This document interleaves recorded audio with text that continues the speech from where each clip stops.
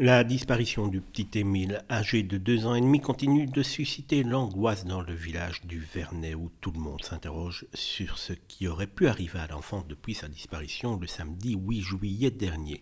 Malgré les importants moyens déployés pour le retrouver, aucune piste n'a encore permis de résoudre ce mystère. Dans les derniers jours, des drones et une équipe cynophile spécialisée ont été mobilisés pour les recherches. Les chiens entraînés ont pour mission de détecter des traces de sang, des ossements ou un éventuel corps. Cependant, à ce stade de l'enquête, aucun nouvel élément n'a été découvert, laissant les enquêteurs dans l'incertitude.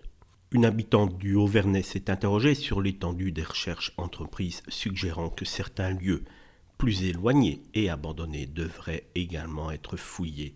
Cette idée reflète le désir de nombreux habitants de voir les investigations s'étendre à une zone un petit peu plus vaste, dans l'espoir de résoudre le mystère de la disparition d'Émile. Les suspicions et les interrogations se multiplient au sein du village où chaque détail peut sembler suspect. Cette situation génère une ambiance de méfiance, même envers des faits apparemment anodins, comme par exemple l'observation d'un chien autour d'une voiture.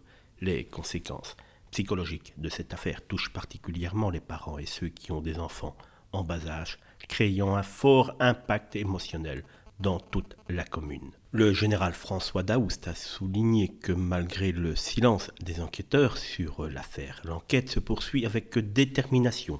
Les recherches sont méthodiquement menées, couvrant un terrain immense dans l'espoir de retrouver Émile sain et sauf. En attendant, le village du Vernet demeure plongé dans l'attente angoissante d'une résolution à cette énigme déchirante.